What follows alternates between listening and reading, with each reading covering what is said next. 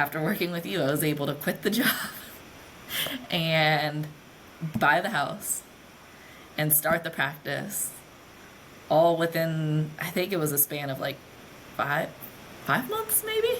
I couldn't say that before.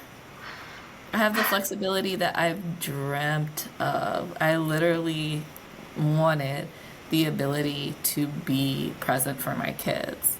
And to build all of this was to be present for my kids when I do have them. And now I get to be there. This is going to be a good conversation. I'm so excited to introduce an old but, always relevant student. And I feel like my students become my friends. Like I feel like we know each other pretty well. We even if we don't talk all the time, have the ability to connect really easily and just be able to do life together when it comes to career, when it comes to like our families and just the things that we're planning as far as big picture stuff, even if we don't talk every single day or anything like that. So it's so fun to know students in the long term for years, because then we get to see how the story evolves, and this one is a juicy one. So I'm excited to introduce Ashley, who's gonna be able to share a little bit about what she does and how she serves before we dive in. And I think y'all will enjoy this conversation, so make sure to stick around to the end. So let us know how you serve, where you're at, and what you do. Yeah, so I am a child and adolescent therapist, and I've been working in the mental health field since 2014. It's been a long time. And I am now actually the owner of a small group practice. I have grown. And I am in Maryland, primarily doing individual as well as virtual therapy out of Montgomery County.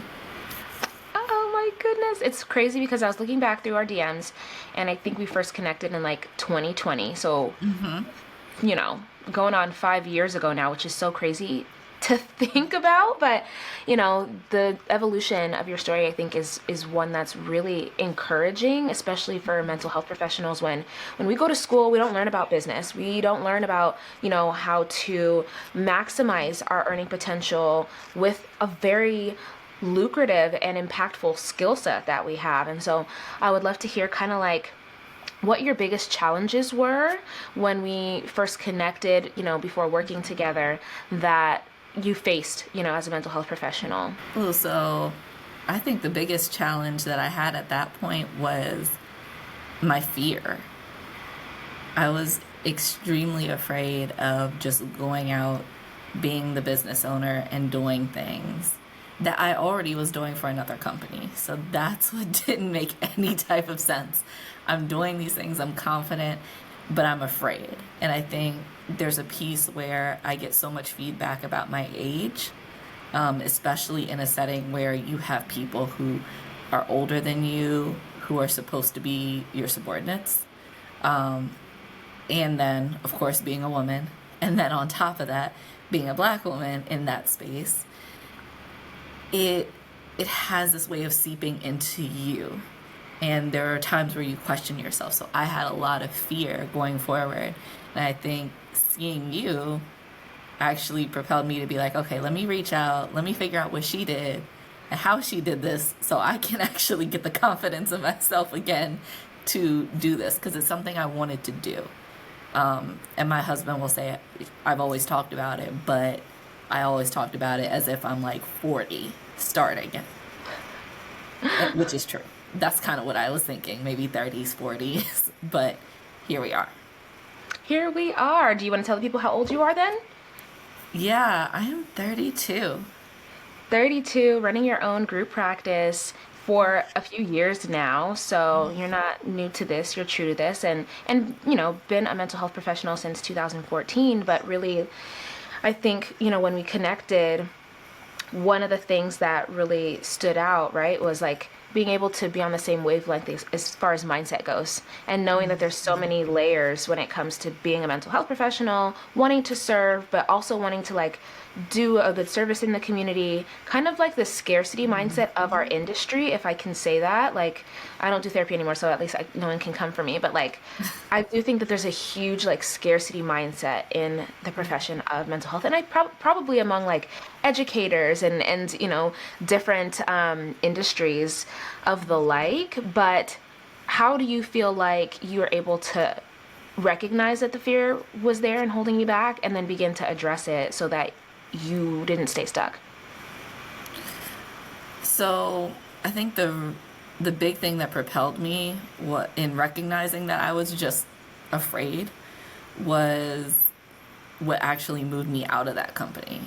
Because I had done mental health for so long. I had held management positions. I was lead in a psychiatric hospital for an entire day shift on a unit, Wow. redesigning programs and all of that. So I have the skills, but what's stopping me from going outside of it? And I think the situation at that job where there were so many unethical things that were happening and the final straw did involve one of the patients and one of the clinicians, and I looked and I saw how everybody was covering for each other and how they didn't really want to talk about it and throw things under the bus, and my mind was like, if I don't get out of this, at some point it's going to be put on me because I'm the youngest. I'm kind of in charge, but not really. And there's got to be a scapegoat somewhere. And I think that's when I realized, oh, you know what? You're just afraid to go out and do your own thing. You're just afraid that maybe it won't grow to the size that this person's has grown to. And I had to, well, talk to you actually and start letting go of that fear. Also, I went to therapy myself to kind of work on some of that as well. But I think it was getting with you as a coach one to one and the combination of therapy that actually helped me propel out. But the realization came from that last unethical incident. Yeah, I think you hit the nail on the head with that combination of like therapy and coaching, because hitting it from both of those angles is kind of like, I don't know, it's kind of like a dream team as long as you get Nice. the right people in place. And I love that you were open enough to invest in yourself and to do the work, right? To see change. Because sometimes we know there's something that needs to change, but we let the fear or doubt or whatever it is kind of keep us from moving on the little voice in our head that says like, hey, maybe we should, maybe we should talk to somebody. A lot of people, I think, especially like, let me say, like high achieving women in particular, because doing things independently has gotten them quite far in life, and having to figure things out on their own has made them successful in a lot of ways, that they keep trying to use that tool when just because it got you here doesn't mean it's going to get you to the next level. And a lot of the times the unlock is being able to shift from doing everything by yourself to starting to have support and a team in place that can fill in the blanks and the knowledge gaps and whatever other gaps might be there. And so, I think it's such a great sign that you were like, okay, I see what's going on here. I'm going to do something about it, which you're a go-getter. So I don't put it past you at all. But I think that for someone listening to hear and, maybe go within themselves to say like, is there a voice that I'm drowning out or that I'm not listening to because I'm letting doubt or fear kind of like get the last word? What made you say like, okay, or what, let me say, maybe what was it about our conversations that was positively like impacting your ability to get over the fear? Oh, so I think one of the biggest things was comfort. Like there was comfort in working with you. And, my family, there was no money talk when we were growing up. It was just save and get a good job with benefits. That was it. So I'm going into all of this not knowing, not understanding. And then, of course, my husband's family is very vocal about finances and what they should and shouldn't do and how they should do it and what to invest in. So he's used to a lot of talk. And sometimes I just got so intimidated by that talk and by that amount of knowledge that was around me, because it's not just him, it was both of his parents and his sister and brother. They're very knowledgeable. So coming from that setting where you don't talk about any of it, just the intimidation, it made me go inward and not want to discuss it, and then take that approach that you said of, I'll just figure it out. I can do this, I can do that. If I need to research, I'll research. But when I came to you, it was different. It wasn't, well, you should do this and you shouldn't do this, and maybe this is better, or why didn't you do this in the past? It was just no judgment. And it didn't feel intimidating. It felt welcoming. And so with that, I was able to just open up more and be a bit more vulnerable, which then allowed me to learn. Yeah, I think it's funny because when we first started working together, you weren't yet married, but you knew that that's the trajectory, right? Like of the relationship that you were in. And so Yeah. we had conversations about like, what that was going to potentially look like, being able to like go into, not necessarily like go into business together, but when you're going to join your life with someone, you kind of are, right? Like when you're like real estate and different things like that, where you're like, yeah, he talks about these things and he's got investments, and and being able to just freely, right, speak on where you're at and how you feel and the things that you want to do without there being any pushback, without there being any, I don't know, I guess judgment is the right word, right? Like just feeling like, well, what's someone gonna say or think about me Yeah. because of this? Can be really helpful. Just having a sounding board. I know that's why I have coaches too. Like Oh, yeah. we can all get these gems and this support from people outside of ourselves, because sometimes our minds are a little bit of like a battleground with old limiting beliefs and things like that we have to clear. But I would love to know, if you think about the last, gosh, 4 or 5 years or so that we've known each other, are there some staple like, timeline, maybe not because there's a lot of things you've done, but like, what are some of the biggest wins you feel like over the last few years you've been able to achieve because you faced this fear and you started to become more of a courageous person in business, but maybe also outside of business too? Whew. I think it started with opening the practice, because I was given a choice because I wanted to buy a home. And it was because the way that the mortgages work, you have to have 2 years of self-employment before they actually count you as having a salary. And I had to figure out, do I just start this business and not buy a home for 2 years? Or do I buy the home while I have the job, quit, and then start a practice? And after working with you, I was able to quit the job and buy the house and start the practice, all within, I think it was a span of like 5 months maybe. It wasn't that Yeah. long. Yeah, it was a lot. So that time was a huge staple. Then I would say, which led to the next big staple, I do things in clusters, and I've learned not to do that anymore. This is the last time I'm doing clusters, because every time I do a cluster of things, it blows up. But after that, we got married about a year and a half ago. And that meant moving out of the house, renting out the house, because I decided to keep it. Now I'm a landlord, right? But that was a process to turn over the house, rent it out, and the wedding. And at the same time, my husband and I were building a new home. So we built a new home during that time as well. And then around that time as well, I was told that my office space that I was renting was no longer going to be available. And the person was renting it to me for a pretty cheap price because she was older and she had an older rate.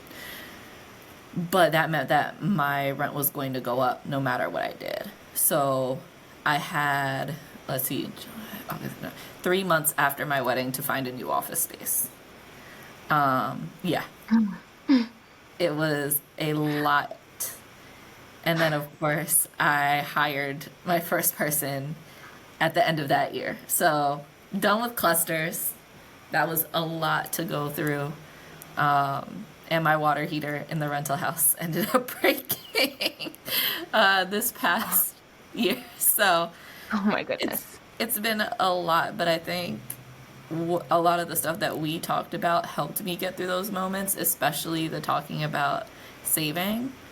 That was probably the only thing that saved me during that time. It depleted my savings, but the fact that I had the money there, Mm, as we had talked about, made mm. all the difference because I would have been in a horrible spot. I would have had to sell the house. I still have the house. Yeah. I, Wow. yeah, it was just so much that was happening at once. But I'm so grateful because this room that I'm in is not just my office. Like I have a suite now. An entire yes. I have a suite in a building. It is a 5 room office suite with a small waiting room. So everything that we talked about, yes, it might have depleted the savings at the time, going through all of these things, but it allowed me to be able to expand my company. It allowed me to be able to settle where I am.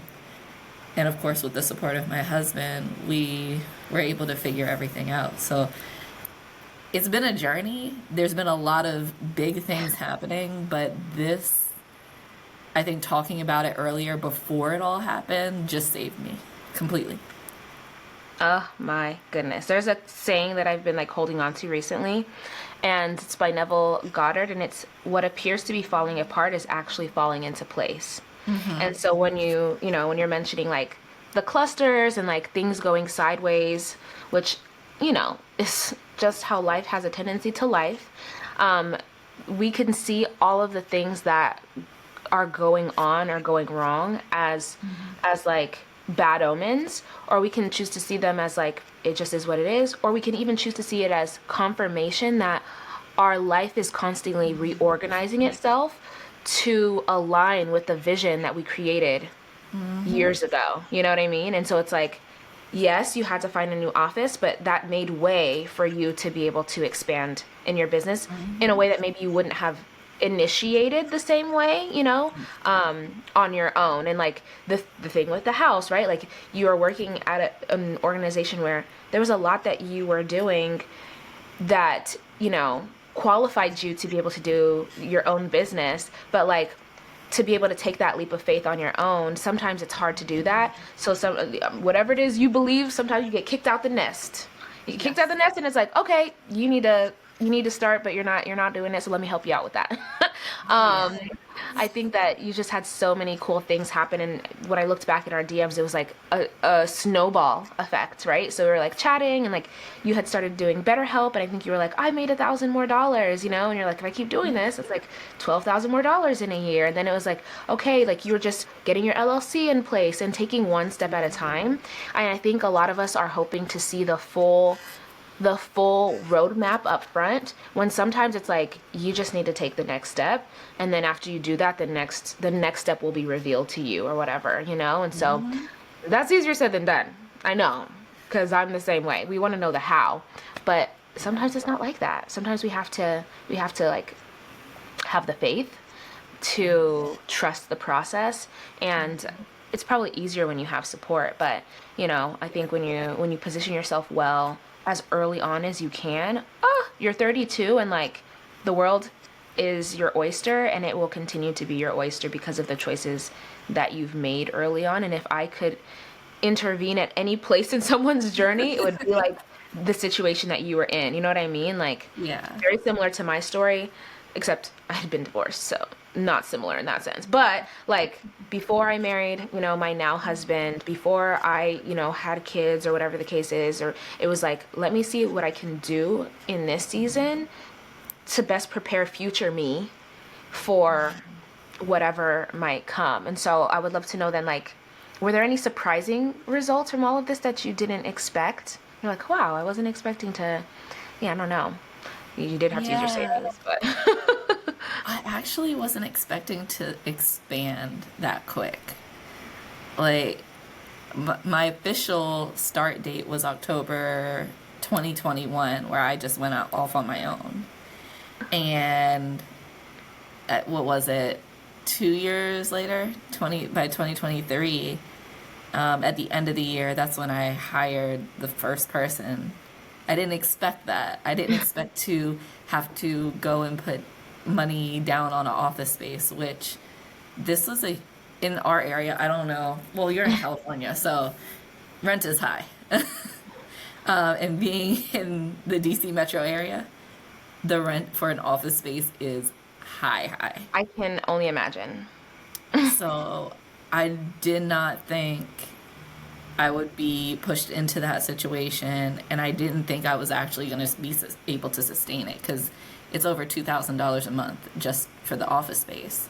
Mm. And I really couldn't have dreamed when we started working together that I would be in that position doing that, renting out or hiring people. And now, as of this month, I have two additional. So I have a total of three on the staff, plus myself.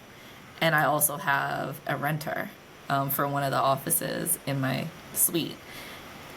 And I never imagined that that would happen within the span of like 3.5, 4 years. Wow, that's huge.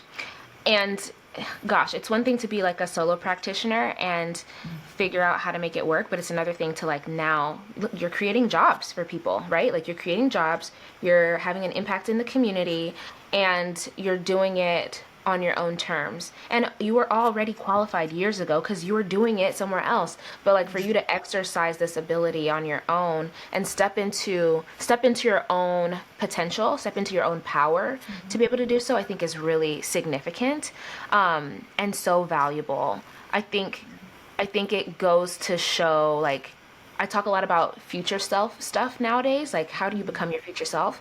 And I really do think that, you know, you had a level of seeing where you wanted to be and seeing who you wanted to be, what you wanted your life to look like, and that you just knew the fear was there, but you didn't let it hold you back from allowing yourself to evolve.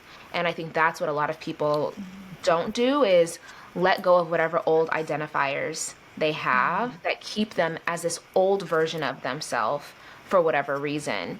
What do you think you would tell someone who is considering like investing in themselves, whether it's working with me or like getting support to be able to address their fear or self-doubt? What would you say to that person? Well, you have to let go of the fear and just do it. Because as we've learned in our training and everything, we are not individualistic. We are not those beings at all. We are collectivistic beings. So we need people.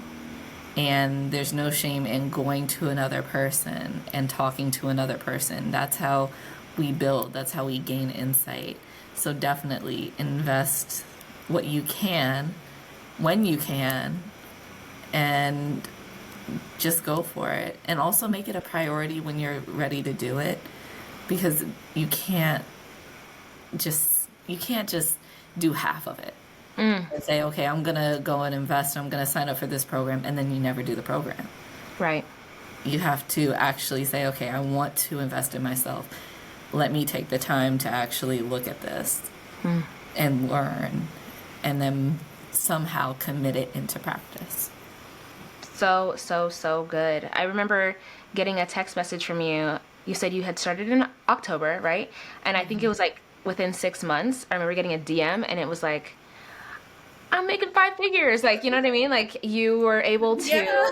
to make 10K in your business in the first 6 months Yeah. and grow from there. And so I think, gosh, just taking the lid off of what's possible because I'm Yeah. telling you, I talk to especially mental health professionals, and educators and things like that, just feeling so limited in your ability to generate income. And a lot of it being tied up in like, kind of like, I don't know if I want to say like martyrdom or something like that, but like, well, we can't charge accordingly because we can't serve people in that way or whatever the case is. It's like, we have to make it sustainable or else you won't be here very long. Like you won't be Right. doing this for very long if you can't keep your business running.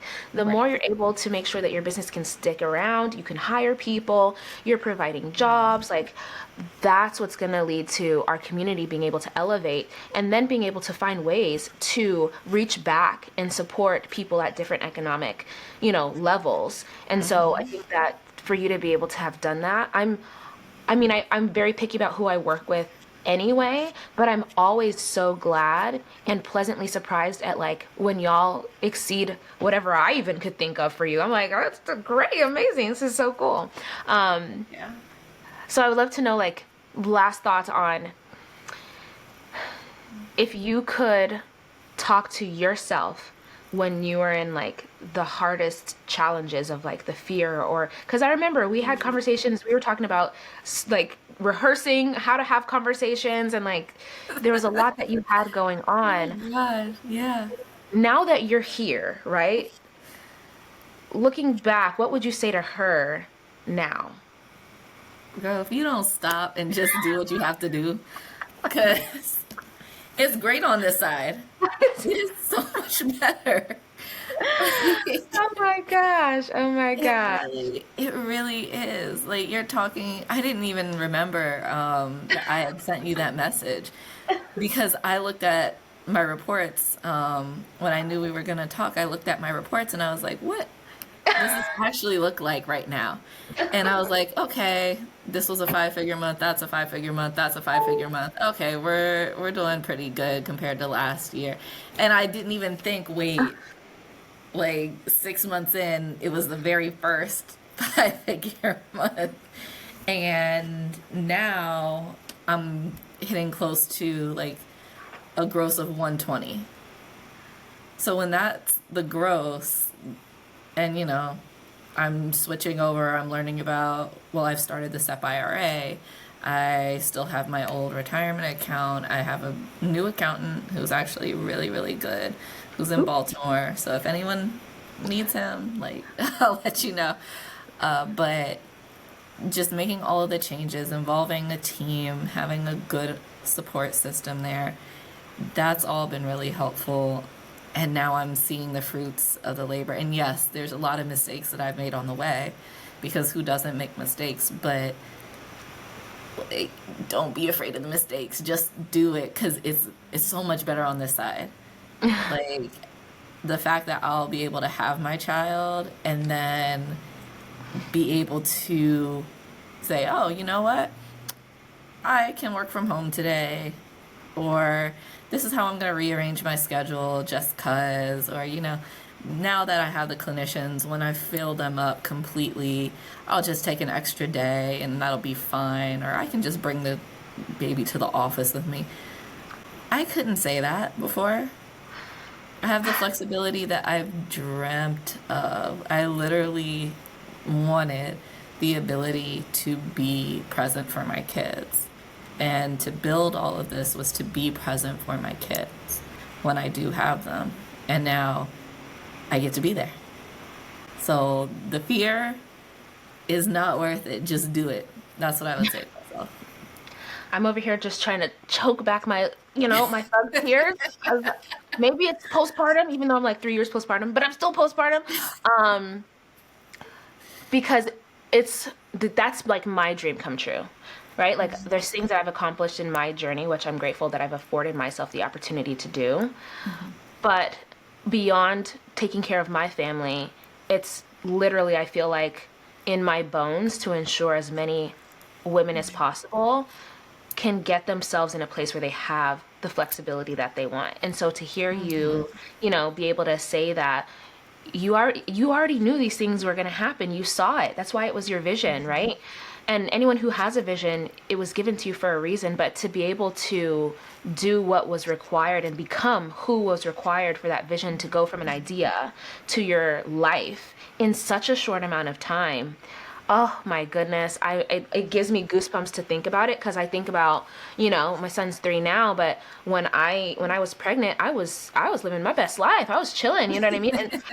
And I was able to fund my own maternity leave as an entrepreneur. I took the time off. I was relaxed and taking walks and just living my best life and had the flexibility, like you mentioned, to get back into the work the way that I wanted to and what felt right. And to know that you're still going to have a whole child. Okay. You still, Right. motherhood ain't easy for anybody, but for you to be able to dictate to some level how you want that experience to be. Literally, it's just I'll cry about it later. That's my confirmation for the day. Every day I'm like, what's confirmation that I'm in the right place, doing the right things, headed in the right direction, and this is it. And this is why I love being able to be connected for the long term because it's like you're setting a foundation for things to just continue to get better as long as you don't give up. Like, it's never going to Yes. be necessarily easy. It's never going to be all sunshine and rainbows. We still have to deal with things like, the economic climate or whatever the case is. But the choices you made 3 and 4 and 5 years ago are the life that you get to enjoy now. And the choices you make today will be the life you get to enjoy when your child comes and Yep. for years to come. And oh my gosh, you know, I wonder what you would say about folks, especially in this time, right, where there's a lot of uncertainty. I think there's a lot of fear and concern, obviously, with like all the things happening in the world. But I wonder if it's not the best time to face your fear and get serious. You know what I mean? Like, would you agree? Yeah, and one of my clients and I have actually been talking about this because they want to go into wellness and invest in wellness. And they've been afraid, they've been holding government positions, and I'm like, with what's happening right now and the cutoffs, and there's panic in them. And they finally said, you know what, I'm going to buckle down, I'm going to focus on this, and if it comes that I get cut, you know, I'm going to pursue this wellness company and I'm going to make that a big staple of my life. And I've been really supportive of it because if you want to, if this is the right time, sometimes we find the best things out of a bad situation.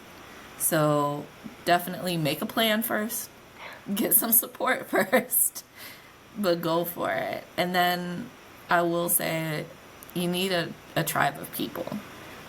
My husband has actually been really, really good and supportive about it.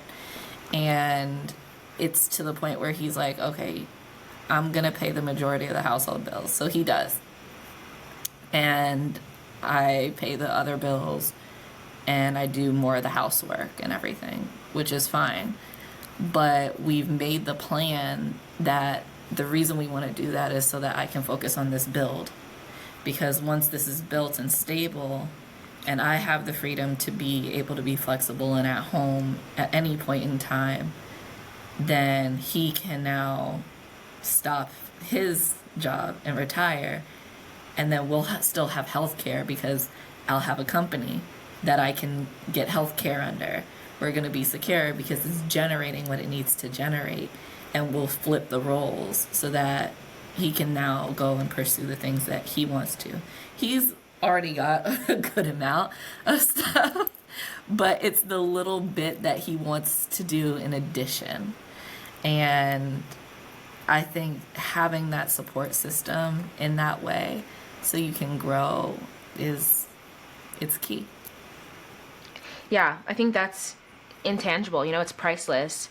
And I feel like that's always been something that's been there since we talked in the beginning. And I was so happy that you had that because it really can free you up to focus, right? And whatever thing that it is that you need to focus on to be able to get to the next level. And before y'all got married, you were a great team. And I can only imagine that in the process of getting married and in this next journey, this leg of your journey where you're becoming parents, that like it's just strengthening the foundation that you have together because of the things that y'all focused on and addressed and talked about, all throughout the years up until this point, and we'll continue to talk about moving forward. And so I just love how there's like the ripple effect of impact with all of this stuff. Like, yeah, we're talking about money, paying down debt, saving.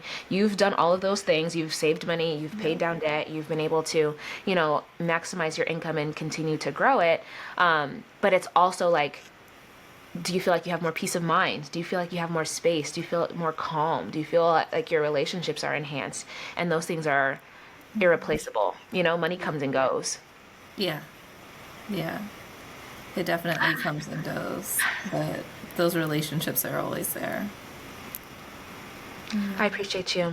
So if anyone wants to get in contact or reach out, maybe get therapy, or I don't know if y'all in the area and trying to trying to be the next person on the team. I don't know when she might be looking for the next person, but how would people get in contact with you if they had any, questions, comments? Yeah, Ashley at uzimatherapy.com. So, Uzima, for those that don't know, it's Swahili. My husband is Kenyan. Oh, So, we, I had to invest in that too. goosebumps And again. Love it. I love it. and it's spelled Uzima. So Ashley at uzimatherapy.com. It literally just means wellness and well-being. And that's what I want to do, bring wellness and well-being. Like I said, I work with kids and adolescents primarily, so I start with the littles, 6. Yeah, they're so adorable. And then I work up until about 40s. My other clinicians, they do about 10 years old, middle school age, and older. And a couple do family therapy or couples therapy as well. So they're also open, they're available, and anyone can contact us. I love it. I'm so, so, so, so grateful to know you, to be able to, watch your journey evolve, keep cheering you on in the process, even if it's from afar, and appreciate you being willing to share your story so that hopefully more women who are watching, whether they're mental health professionals or not, just have a glimpse at being exposed to what could be possible. Everyone's vision is different, but how can you focus in your vision right now, especially in a season where there's so much uncertainty? How can you kind of lock in on your own, ideas about how you want your life to be and control what you can to get to where you want to go? Because it's possible. Like there's so much that's possible, and I'm glad you are pleasantly surprised at how quickly things are evolving. And it's a little bit jarring. It's kind of like being on a roller coaster, but but Yes. exciting nonetheless. Oh, thank you. It's always so nice to talk to you. I love it. It's my favorite.